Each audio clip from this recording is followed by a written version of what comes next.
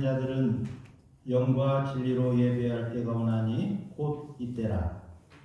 아버지께서는 자기에게 이렇게 예배하는 자들을 찾으시느니라. 하나님은 영이시니 예배하는 자가 영과 진리로 예배할지니라. 아멘. 일어나서 찬송가 43장으로 영광 찬송 올려드립니다.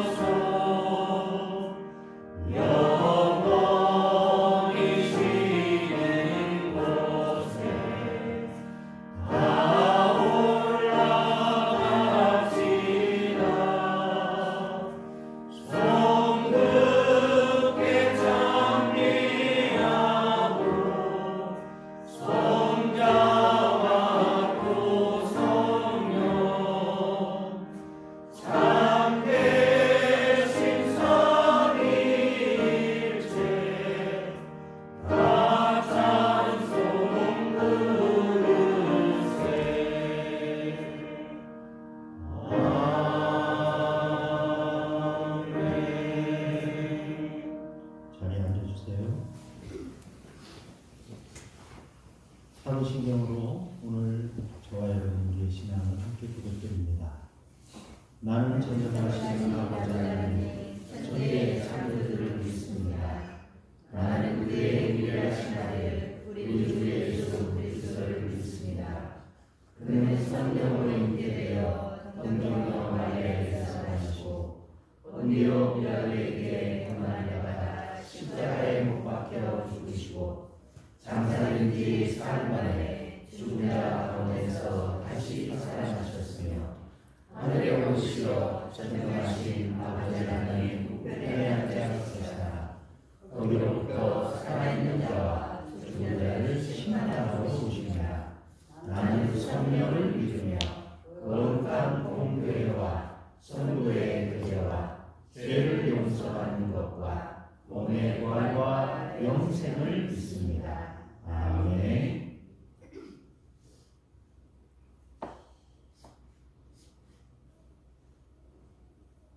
정화저 안수집사님 기도할 때 우리 함께 기도드립니다. 사랑과 은혜가 충만하신 하나님 아버지, 차가운 겨울바람 속에서도 우리를 따뜻한 주의 품으로 불러주시고 복된 주일을 맞이하게 하시니 감사합니다. 아멘.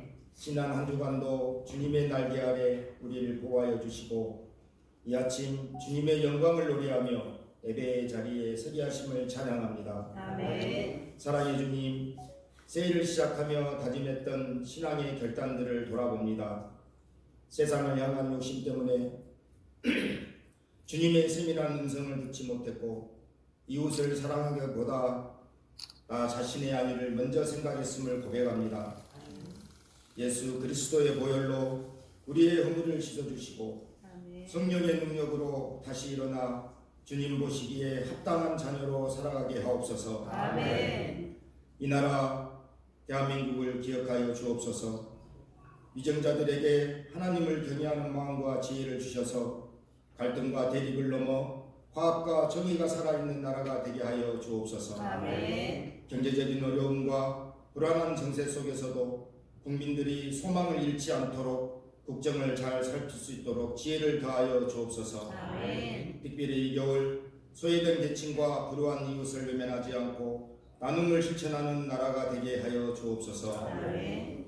주님의 몸된 우리 세계로 교회를 이곳에 세워주셨으니 어두운 세상에 진리의 등불을 밝히는 방주가 되게 하여 주옵소서. 아멘. 목사님과 모든 재직들이 한마음으로 헌신하게 하시고 성도 간의 뜨거운 사랑의 교제가 넘치게 하옵소서. 아멘. 무엇보다 우리 자녀들이 어느 곳에 있든지 하나님의 눈동자 안에 있게 하시고 세상의 가치관에 흔들리지 않고 하나님의 꿈을 품은 믿음의 거목돌로 성장하게 하옵소서. 아멘. 사랑의 하나님, 근심과 걱정으로 잠 못 이루는 성도들이 있습니다.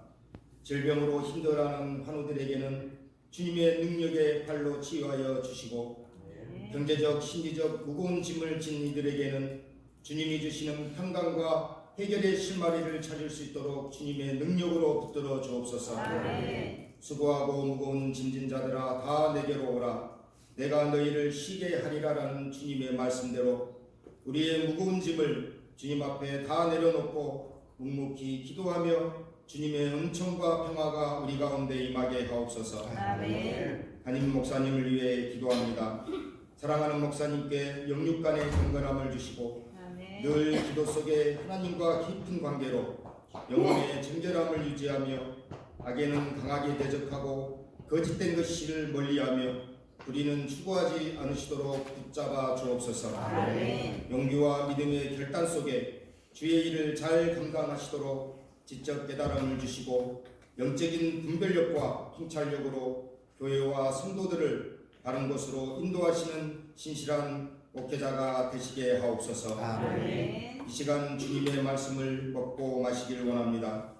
이곳에 귀한 차중순 목사님을 세워주셨사오니 목사님을 성령으로 붙들어 주옵소서. 아멘. 선포되는 말씀이 살아있는 생명의 검이 되어 우리의 잠든 영혼을 깨우고 하나님을 더 깊게 만날 수 있는 시간 되게 하시며 상처 입은 마음속에 마음을 싸매어주는 치유의 시간도 함께 허락하여 주옵소서. 아멘. 예배를 돕는 찬양대와 모든 봉사자의 헌신을 기쁘게 받아주시며 드려지는 모든 순서마다 홀로 영광 받으시옵소서. 아멘. 우리 삶의 주인이 되시는 예수 그리스도의 이름으로 간절히 기도드립니다. 아멘.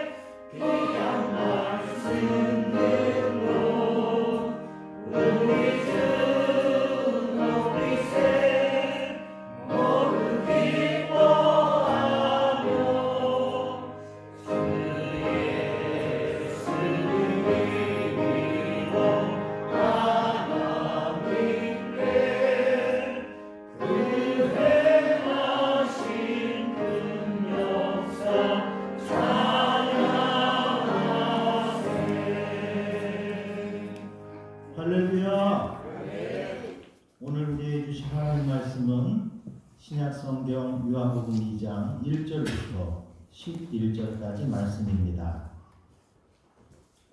하나님 말씀 저와 여러분 한 절씩 교독합니다. 요한복음 2장 1절에서 11절까지 말씀입니다. 사흘째 되던 날 갈릴리 가나에 혼례가 있어 예수의 어머니도 거기 계시고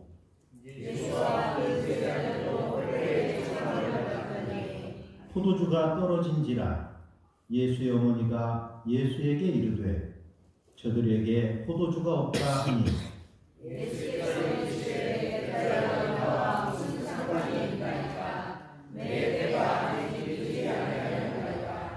그의 어머니가 하인들에게 이르되 너희에게 무슨 말씀을 하시든지 그대로 하라 하니라.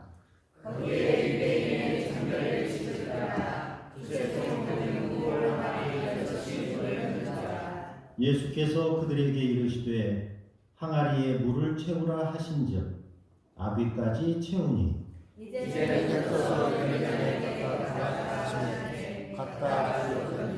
연회장은 물로 된 포도주를 맛보고도 어디서 났는지 알지 못하되 물 떠온 하인들은 알더라.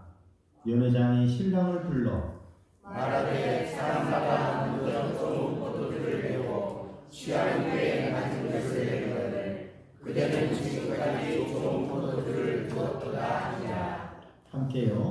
예수께서 이 첫 표적을 갈릴리 가나에서 행하여 그의 영광을 나타내심에 제자들이 그를 믿으리라. 아멘. 우리 사랑하는 차종수 목사님 2026년 또 건강하게 귀한 말씀을 들을 수 있도록 모셔서 참 행복하고 감사합니다. 목사님 나오실 때 할렐루야로 기쁘게 환영해 주시기 바랍니다. 할렐루야.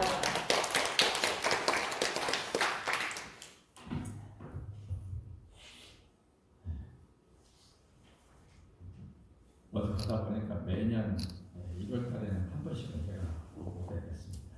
반갑습니다. 맨날 이렇게 같이 보고 또 보고 성경에 보면 보고 또 보고 또 보고 그랬거든요. 이 말이 뭐냐면 야곱이 이제 베델로 이제 갔던 아람으로 갈 때에 베델에 이르러가지고 잠을 잤는데 천사가 이제 사닥다리를 하고 오르락내리락 것이 보였습니다. 그 정도만 봐도 많이 된 거죠. 아마 제가 그렇게 봤더라면 아마 막 떠들고 많이 났을 것입니다. 내가 봤거든. 그런데 성경에 보면 또 보고 또 보고 보고 또 보고 그랬더니 하나님이 이제 말씀하시기 시작했습니다. 세 번째 또 보고 했더니 하나님이 말씀을 들려주셨습니다. 내가 너를 택했다. 내가 너를 돌아올 때까지 지켜주겠다. 그러니까 처음에는 사닥다리가 보였는데 그 다음에는 천사가 보이고 세 번째는 말씀이 들렸습니다. 생각해보면 우리가 보는 것이 중요한 게 아니고 진짜로 중요한 것은 하나님의 말씀을 듣는 것이다. 저는 지금 옛날 과거 목회할 때에 6년 동안 목회하고 목회가 끝날 때에 마지막 말씀이 그랬습니다. 여러분들이 저 이름을 생각하시면 성경 읽으라고 징그럽게 강조했던 목사님으로 기억되면 참 좋겠다. 난 그 외에 다른 거 바라는 것이 없다. 이렇게 말씀했습니다. 왜 그러냐면은 왜 우리가 성경을 그렇게 많이 읽어야 하냐면은 보고 또 보고 또 보는데 읽고 또 읽고 또 읽고거든요. 성경 말씀을 읽으면 하나님의 성령께서 우리에게 오셔서 이 말씀의 저자이신 성령께서 이 말이 무슨 말이다라고 가르쳐 주시기 때문에 그렇습니다. 그래서 성경을 읽으면서 하나님과 기도하고 사귀는 시간을 갖는 것입니다. 여러분들이 가장 좋은 기도는 우리 기독교 2000년 역사에서 말씀을 읽으면서 하나님의 음성을 듣고 그때 하나님과 대화하는 것이 가장 좋은 기도 이렇게 알려져 있습니다. 자, 나중에 또 그런 얘기를 또 할 필요가 때가 오면 또 하겠습니다만 오늘 이 말씀은 여러분들께서 교회 생활 하시면서 수없이 많이 들으셨던 말씀이실 것입니다. 근데 이 말씀이 요한복음에는 어떻게 되어 있냐면은 요한복음 1장에 보면은 예수님이 12제자를 가운데 6명의 제자를 뽑아내는 베드로고 그 다음에 그 동생 안드레오고 그 다음에 야고보고 요한오고 그리고 빌리보고 나다나엘하고 6명의 제자를 초기 뽑아내시는 그래서 초청하시는 내용이 나옵니다. 그리고 갈릴리 사역이 이제 시작되는데 그 요한은 그 중에서 가장 오랫동안 살았습니다. 그러니까 예수님이 그냥 30년에 주 30년에 하늘나라에 승천하셨다고 하고 그러면은 사도 요한은 어떻게 살았느냐? 다른 사람들은 뭐 56년, 60년 이렇게 예수님 부활 승천하신 후에 한 30년 동안 살았습니다. 근데 요한은 80세까지도 살았습니다. 그래서 요한은 예수님과 가장 오랫동안 지낸 사람입니다.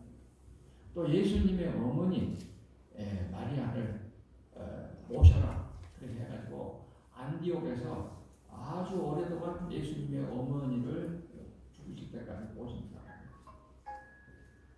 그러니까 요한은 그 예수님과 영적으로 많은 시간을 가졌다는 것을 알 수가 있습니다. 그 기록들이 지금 사복음서라는 책으로 나타났습니다. 그러면 여러분들은 사복음서가 이렇게 쓰여져 있으니까 사복음서인가 보다라고 생각하실 거예요. 대부분이 다. 그런데 사복음서에 기독교인으로 되어져 가는 과정.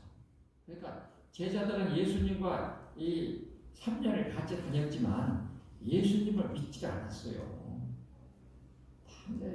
진짜 이게 이해가 안 되는 부분이 그것입니다. 3년이나 같이 날마다 밥 먹고 같이 행동했으면서도 예수님을 믿지 않았어요. 그러니 예수님께서 맨날 야, 이 믿음 없는 놈들아 라고 말씀을 하셨단 말이에요. 아니 지금 여러분들이 지금 교회 생활 이렇게 몇십 년 하셨는데 목사인 제가 야 믿음 없는 사람들아 그러면 기분 좋겠습니까? 그런데 제자들은 3년을 같이 밥 먹고 같이 움직이고 같이 행동했는데 예수님은 믿음 없는 놈들아 그랬단 말이에요. 그러니까 이제 사람이 믿음에 이르기가 그렇게 어렵다는 말입니다. 제일 걱정되는 것이 베드로 아닙니까? 베드로는 예수님이 잡히시기 전날밤에 너희들이 나를 배반하리라 그러니까 아니요, 우리 절대 안 그래요. 그러니까 또 뭐 어떻게 했습니까? 또 그래도 예수님이 배반하리라 그러니까 베드로가 대표로 나는 죽음과 함께 주님과 함께 죽으면 죽었지 배반하지 않습니다. 그러니까 그래 오늘 저녁 닭 물기 전에 너가 3번 나를 부인할 텐데 아니요, 저는 절대로 배반 않습니다. 지금 그렇게 말했지 않습니까? 그리고 재판 받으신 날 그 새벽에 예수님께서 3번 부인했어요. 모른다. 나 예수가 누군지 모른다. 두 번째는 예수님을 나는 진짜로 모른다. 맹세한다.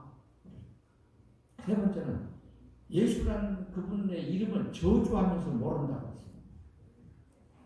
이것이 베드로였어요.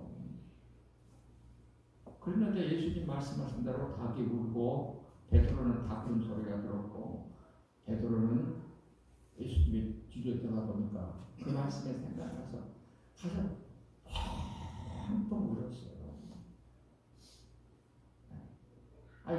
몇 시간 전에 했던 말을 지키지 못한 그 약속을 지키지 못한 자신이라고 그렇게 슬퍼하면서 펑펑 울었는데 진짜 예수님이 십자가에서 죽으시고 묻히시고 부활했는데 그걸 또 못 믿는 거예요. 그러니까 제가 가만히 생각해 보니까 우리가 교회에서 신앙생활 하면서 믿습니다라고 말을 하는데 그 믿습니다가 진짜 믿습니다인지 생각이 많이 돼요. 베드로가 그랬다니까요. 그리고 부활했습니다. 처음에 무덤에 가신 분이 두 분이 여자분입니다. 아닙니까? 막달라 마리아. 막달라 마리아는 남자들 제자들 보기에는 아주 걸칫거렸어요. 그런데 자기들은 무덤에 안 가고 막달라 마리아가 갔단 말입니다. 7 귀신 들렸다가 예수님 만나가지고 병 낫고 새 사람 된 사람. 그 사람은 자기들이 사람으로 취급하지 않았던 막달라 마리아는 무덤에 갔단 말이에요. 그리고 또 한 사람은 마리아. 그 마리아가 마태와 작은 야고보의 어머니입니다. 여러분들 기억하세요. 마태의 어머니. 마태의 어머니 마리아. 마리아가 성경에 많이 나오니까 마태의 어머니 마리아. 그래가지고 예루살렘에 이제 무덤에 갔다가 예수님 만나보고 와가지고 우리 예수님 만났어. 그러니까 베드로고 야고보가 요한이 무덤에 갔지 않습니까? 그래가지고 예수님 만났습니다. 요한복음에 그렇게 돼 있어요. 그런데 돌아와서는 예수님 안 믿었습니다. 그 작은 마태의 어머니 마리아, 그 남편이 누구냐면은 누가복음 24장에 나오는 글로바라는 사람입니다. 글로바. 그러니까 글로바는 부인이 예수님 만나고 와가지고 여보 무덤에 가서 예수님 봤어. 부활하셨어. 그러니까 뭘 그런 소리 하지 마라 하고서 자기 집 엠마오에 있는 집으로 그냥 갔어요. 아내 데리고.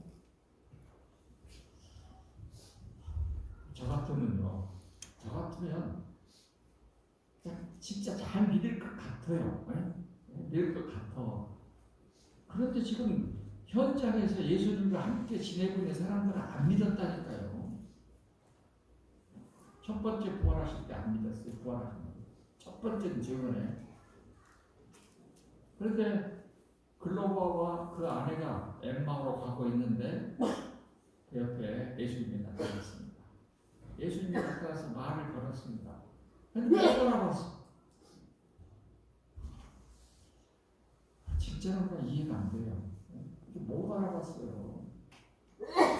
그래가지고 식사 때가 돼서 저녁 때가 돼서 글로바가 예수 손님한테 길동무한테 저녁 때가 됐으면 집을 가서 자고 길 가세요.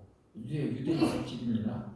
들어왔는데 예수님이 식사 끝나고 성경책을 열어서 모세의 글과 시편과 다른 성경을 통해서 예수가 죽고 그 다음에 묻히고 부활했다라고 하면서 성경을 통해서 가르쳐주니까 그때서 눈이 떠가지고 예수님인 줄 알아봤는데 예수님은 없어졌습니다. 안 보였습니다. 아니 지금 여러분 다른 사람 말고 하지 말고 오늘 우리 예배 자리에 예수님이 지금 부활하신 예수님이 나타나가지고 나 부활했어 봤어? 보잖아 나 진짜 부활했단 말이야 라고 믿겠습니까? 믿겠습니까? 안 믿겠습니까?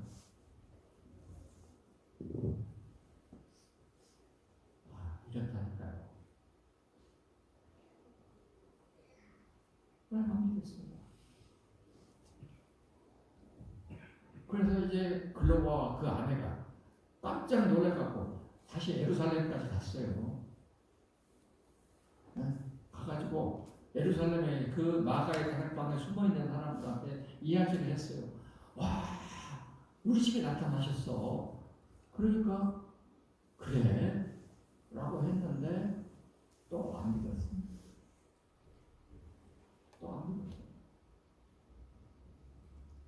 그날 저녁에 예수님이 안 믿었어요. 그랬더니 도마라는 사람이 나타났어요. 뭐라고 합니까? 나는 예수님의 옆구리에 손을 넣어보고 창자국에 손을 만져보면 믿겠어. 아니 지금 예루살렘 교회의 모든 사람들은 야 예수님 도마 그 글로바의 증언을 듣고 그렇구나 이제 우리가 몰랐구만 하고서 다들 좋아했는데 도마는 없었어요. 다들 좋아했는데 네 번째 나타났습니다. 여드레 후에 8일 후에 그래서 도마가 예수님이 나타났습니다. 야 봐라 보고 믿지 않고 보지 않고 믿는 자가 복되도다. 그래서 이 예수님의 옆구리에 손을 넣고 도마가 주여 주인입니다. 이것이 예수님의 네 번째 부활의 모습입니다. 그랬으면 저 같으면 기분상으로 저 같으면 믿을 것 같아요. 저 같으면.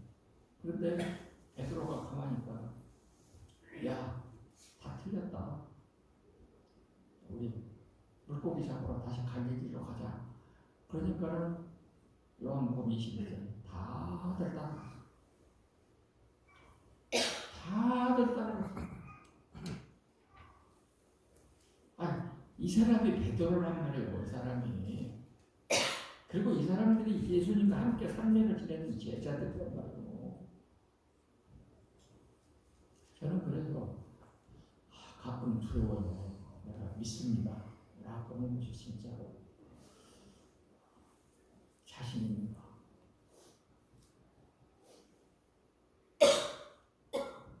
그런데 다섯 번째로 나왔습니다. 갈릴리에 가서 물고기 잡고 있는데 밤새도록 물고기 한 마리 못 잡았습니다. 그런데 그 제자들이 그냥 낙심을 해가지고 빈 그물을 가지고 돌아오는데 저기 바닷가에 훌륭한 그 안개 속에서 어떤 사람이 그 오른쪽으로 그물을 던져봐.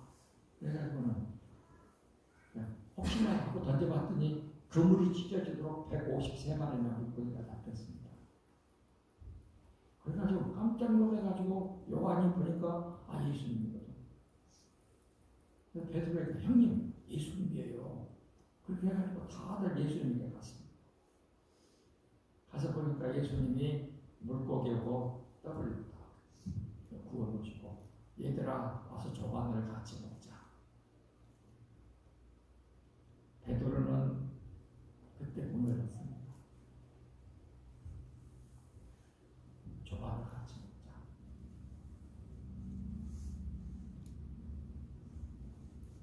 가만히 보면요, 내가 이렇게 예수님을 믿습니다라고 하는 그 베드로의 절대로 배반하지 않겠습니다는 그 약속이 그건 믿음이 아니었습니다. 그건 희망사항이었어요. 그런데 예수님이 조반을 같이 먹자 하니까 베드로가 어떻게 됐습니까? 꼼짝을 못했습니다. 그때 비로소 자기가 예수님한테 2번 거짓말했다는 것이 생각났을 것입니다. 내가 믿음 있다고 하는데 진짜 네가 믿는 것인가? 아주 자기를 되돌아봤을 때 베드로는 엄청난 충격을 받았을 것입니다. 그래서 여러분과 저의 신앙생활에 두 목소리가 들려야 됩니다. 하나는 베드로의 영혼을 깨우는 다구름 소리가 들려요. 나의 영혼을 깨우는 다구름 소리. 또 하나는 내가 상처를 났으니까 이리 와 같이 밥 먹자. 지금 우리 예배는 예수님이 차려놓은 조반 식사 자리에 우리가 찬양받아서 같이 밥을 나누는 것입니다. 이것이 예배입니다. 생명의 말씀은 뭐냐? 예수님이 차려놓은 떡과 물고기입니다. 예수님은 뭐라고 말씀하셨습니까?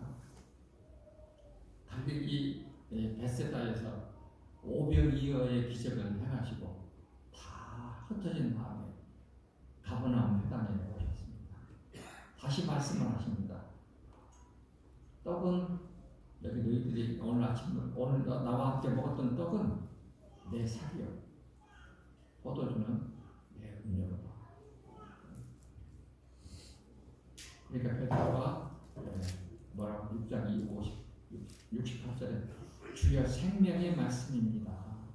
주께서 생명의 말씀이 있으니 우리가 어디로 가겠습니까? 주님을 떠나지 않겠습니다. 이렇게 고백을 했거든요. 하나님 베드로의 삶을 보면서 우리가 위대한 믿음의 사람이라고 말을 하지만 위대한 믿음은 위대한 거짓말로 바꾼 겁니다. 아니 베드로가 그렇게 3번 자기 생각과 다른 말을 했다면, 그래가지고 자기 생각인 것처럼 했다면 아마 우리는 하루에도 몇십 번씩 거짓말하고 있을 것입니다. 이것이 무너지는 것입니다. 이 상황이 내가 바뀌는 것인데 이것을 우리가 말해서 영적인 개혁이라고 말합니다. 이 개혁이라는 말은 우리가 종교 개혁, 리포메이션이라는 말은 원래 이 라틴어 원래 뜻이 본래의 아름다움으로 되돌아간다라고 하는 것입니다. 본래의 아름다움으로 되돌아간다. 그러니까 우리 기독교인으로 산다는 것은 우리 기독교인으로 여러분들이 처음에 예수님을 만났던 그 최초의 아름다움으로 항상 되돌아가는 것을 말합니다. 이것이 개혁입니다. 그런데 이 개혁이 있으려면 날마다 내가 새롭게 나한테 혁신을 가져와야 돼요. 우리가 혁신이라는 노음이라는 이노베이션이라는 말은 혁신, 새로운 것을 집어넣는다는 단어입니다. 새로운 것을 날마다 집어넣는다. 그러면 언제까지 이렇게 새로운 것을 몇 번 집어넣어야 되는가 보십시오. 베드로는 최소한 3번 했습니다. 생명의 말씀이 주께 있으니 우리가 누구한테 갈 것입니까? 요한복음 6장 68절에 그랬는데 베드로가 예수님을 떠났잖아요. 상당히 많이 떠났습니다. 다구는 소리를 듣고도 또 예수님을 또 배반했어요. 아니 지금 창자국을 만져보고 손을 넣어보고 손에 있는 못자국을 만져보고도 또 예수님을 배반했던 거예요. 그래서 이 신앙생활이라고 하는 것은 날마다 무너지고 내가 무너뜨리고 또 새로 짓고 또 무너뜨리고 새로 짓고 하는 것이지, 한 번 이렇게 쌓이면 계속 올라가야 되는데 이것이 그것이 안 돼요. 되는 것 같은데 안 된다고 그러시죠.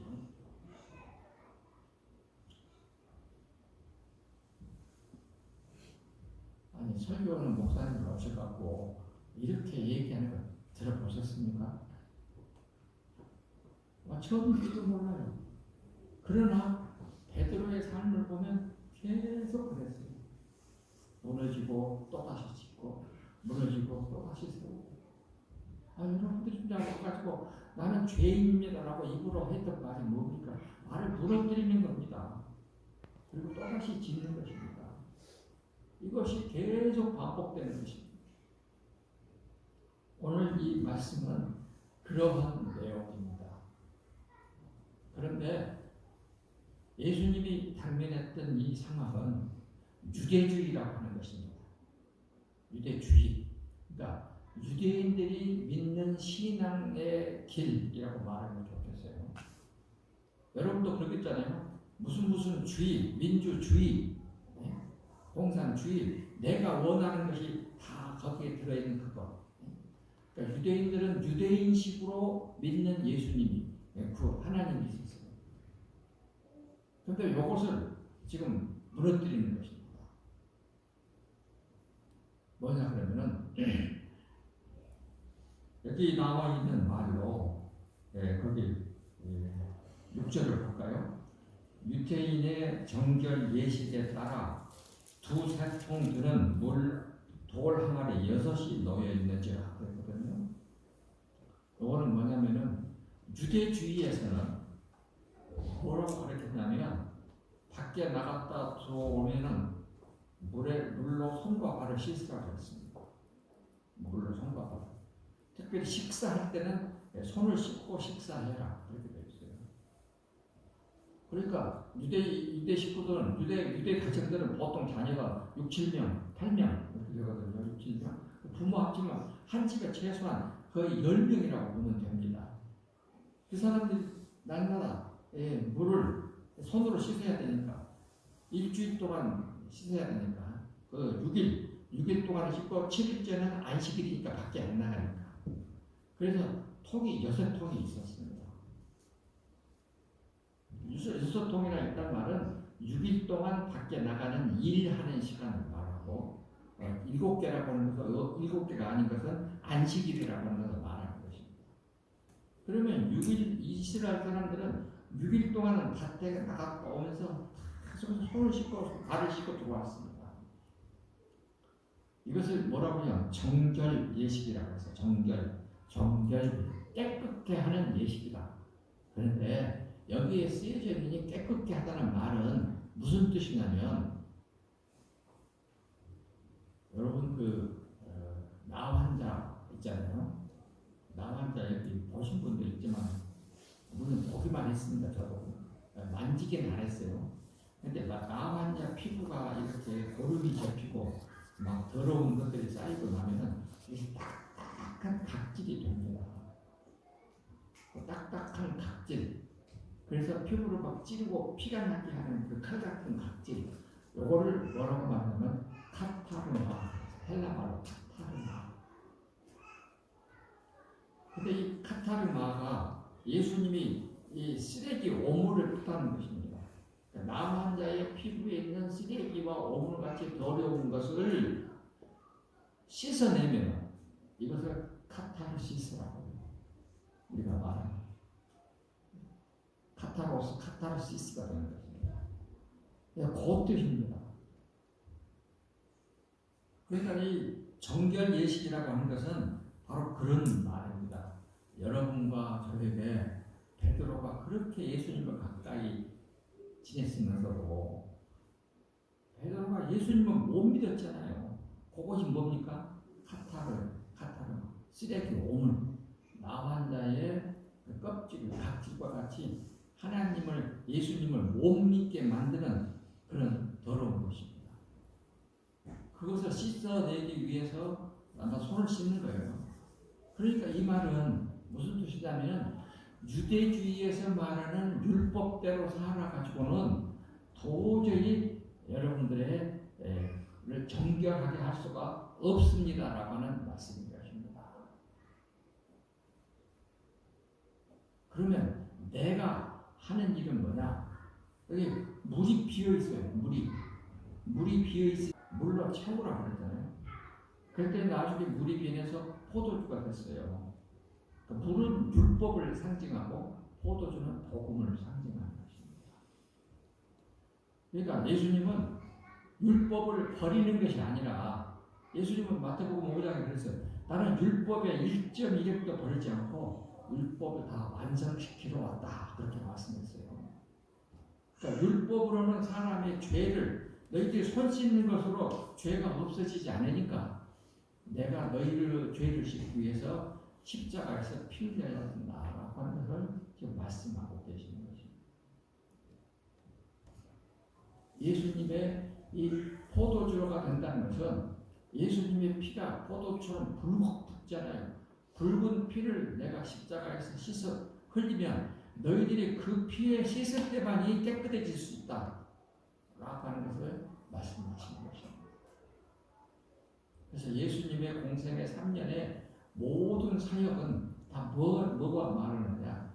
사람들의 그 더러운 것들, 그렇게 예수님을 따른다고 하는 그 제자들을 예수님을 못 믿게 가로막고 있던 그것들, 여러분들이나 제가 한마다 주여 주여 아버지 아버지 하고 부르지만 솔직히 진짜로 아버지가 듣지 않으시는 그 부르, 요런 것들을 다 하나님께, 아버지 하나님께 들리게 하는, 그 깨끗게 하는 것, 각질을 부드럽게 만드는 것, 이것이 뭐냐?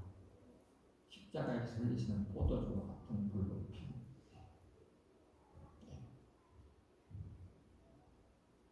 그래서 사도 바울은 이걸 뭐라고 해석했냐 그러면은 로마서 3장 25절에 이 예수를 그의 피로 믿음으로 말미암는 화목제물로 세우셨으니 그랬어요. 그의 피로 믿음으로 말미암는 화목제물로 세웠다. 그러니까 아무리 율법을 지켜도 이것이 깨끗해질 수가 없는데, 화목죄가 없어질 수가 없는데, 예수님의 십자가에서 피를 흘리면 하나님이 그 피를 뭘로 보느냐? 화목제물로 받으신다는 것입니다. Peace offering, peace.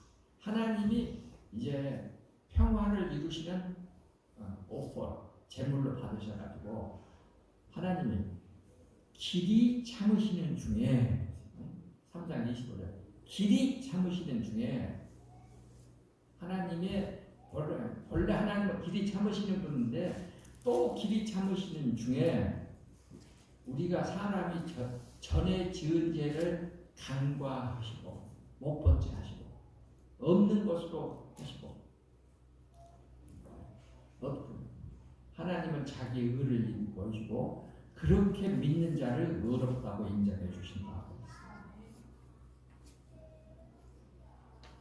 이것입니다. 지금 그 말씀을 지금 하고 계시는 거예요. 그래서 여러분과 저희에게도 다 뭐가 소망인가? 우리는 우리의 죄가 얼마나 무서운가, 더러운가?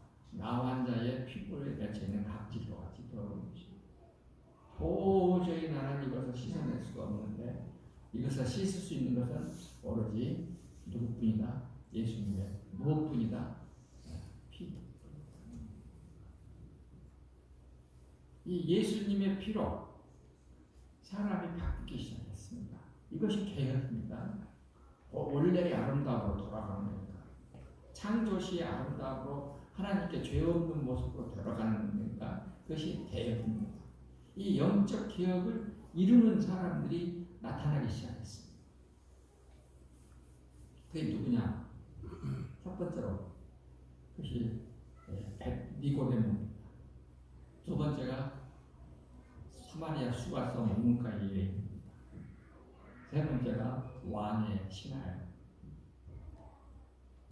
그런데도 우리가 한 가지, 예수님이 첫 번째 이거 2장 11절에 보면은 예수님이 2장 12절 13절에 유대인의 유월절에 가까운지라 예루살렘으로 올라가셨더니 이렇게 나오잖아요. 그러니까 요한복음 2장 13절은 예수님이 공생의 첫 번째 유월절입니다. 공생의 첫 번째 유월절 때 되셨는데 거기에 가셔가지고 하시는 일이 첫 번째 뭐냐? 성전에서 소와 양과 비둘기 파는 사람들과 돈 바꾸는 사람들이 앉아있는 것을 보이고 노끈으로 채찍을 만드사 그들을 다 내쫓아내시고, 우리가 여기서 성전 청결이라고 말합니다. 성전을 깨끗게 청소하셨어요. 이 성전을 청소했다는 말이 무슨 뜻이냐 그러면요, 그냥 가서 내 아버지 집은 기도하는 집인데 너희들을 더럽게 했다, 다 해서 예수님이 성질 나가지고 다 쫓아냈다, 이렇게 보통은 생각하는데, 문제는 뭐냐면요, 이것을 예수님이 왜 그렇게 하셨을까? 내가 지금 이제 율법에 따르면은 우리 집에서 키운 양과 소나 비둘기를 가지고 제물로 바치러 가야 됩니다. 그런데 예루살렘 성전에 가면 이것이 재물이 합격품인지 불합격품인지 이게 판정하는 판정만이 있습니다. 내가 가져온 이 재물이 재물로 합당한지 아닌지 요거는 판정합니다. 근데 대다수가 빠꾸가 나요. 그러니까 아예 그냥 나는 어떻게 합니까? 재물을 가지고 안 가고 양과 소나 비둘기를 안 가지고 가고 돈으로 가지고 가. 그래가지고 거기서 사면 합격품이야. 이런 것이 이제 장사하는 것이죠. 이렇게 장사하는 거예요. 그렇다면 여기에 무서운 것이 숨어 있는데 여러분이나 제가 하나님께 합당한 예물을 드렸어. 그러면은 근데 그 판정은 누가 했어요? 하나님이 하시는 것이나 사람이 했어요. 판정은 아니. 유대주의자 지도자 중에 한 사람이. 그러면 하나님은 어떻게 해야 돼? 이걸 합격품이라고 예물을 드렸으면 당연히 하나님은 오케이, 나도 죄 사면 해줄게. 이렇게 하셔야 되는 겁니다. 무슨 말인지 알겠죠? 요거 진짜 무서운 것입니다. 그러면 나중에 사람이 합격품으로 한 그 재물만 예스라고 통과시키면 하나님은 그 판정실 권리가 없는 거예요. 하나님의 권리를 잃어버리는 것입니다. 하나님이 죄를 사면해 주시려고 해도 먼저 사람이 합격이라고 해야지만이 하나님이 죄 사면을 해줄 수 있는 것이 되는 것입니다. 이것이 종교개혁 직전에 중세 가톨릭교회의 면죄부 판매와 같은 것입니다. 그래서 예루살렘 성전은 죄 사면, 이 죄 사면이라고 하는 이 합격증을, 죄 사면증을 돈 주고 사는 곳이 되는 꼴입니다. 이것이 진짜 무서운 것입니다. 이렇게 되면은 누가 필요 없습니까? 예수님이 십자가에 죽으실 필요가 없게 되는 것입니다. 예수님이 세상에 오실 필요가 없는 거예요. 그러니 예수님이 어떻게 하겠습니까? 다 쏟잖아요. 죄 사면은 십자가의 피밖에 없다라고 다시 말씀하시는 것입니다. 그것이 성전 청결인 것입니다.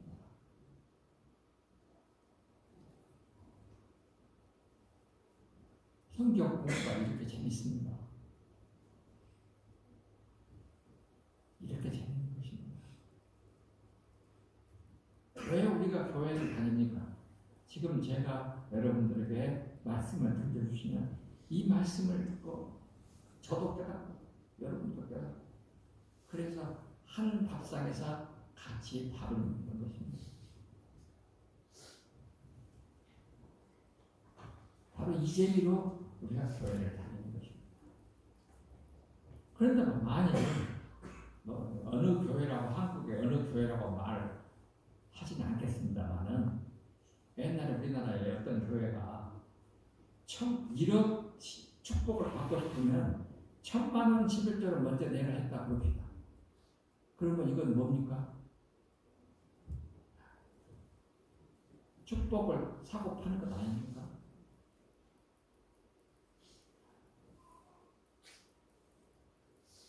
지금 그 교회가 있어요. 대한민국 교회를 아주 망하게 하는 교회가 있어요 지금. 그래서 한국 사회로부터 아주 완전히 비판의 대상이 된 우리 기독교를 무너뜨리고 있는 그런 교회가 지금도 빠져시 살아가고 있습니다. 그래서 예수님은 마지막 날에 나를 믿는 자를 몇이나 먹었느냐라고 한탄하셨어요. 그 한탄이 예수님 시대도 그렇고 지금 우리 시대도 똑같습니다. 하나님을 제대로 따르고 믿으면 돈은 걱정을 안 해야 되는데 돈이 앞에 서가지고 하나님의 뒤로 가면 큰일 나죠.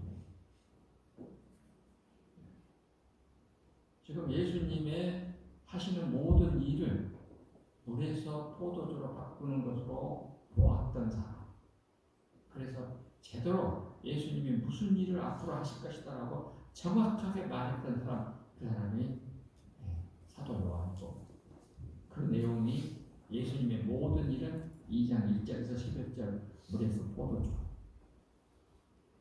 그러니까 여러분과 저는 계속해서 날마다 해야 될 일이 물에서 포도주로 바뀌는 것이죠. 이게 바뀌면 우리는 참으로 원래의 아름다움으로 되돌아가는 내면적 개혁이 이루어지고 예수님과 함께 진행될 것입니다. 아멘. 이 축복이 우리 세계교회를 통해서 넓게는 하지 말고 여수를 바꾸게 되기를 바랍니다. 아멘. 네, 기도하십시오. 살아계신 아버지 하나님, 이제 우리 여수의 교회들도 물에서 포도주로 바뀔 때가 됐습니다. 아니, 바꾸어져야 합니다. 그리고 이 바꾸어져야 할 운동의 시작은 바로 세계적 교회에서 일어나게 하여 주시옵소서. 예수님의 이름으로 축복하며 기도합니다. 아멘.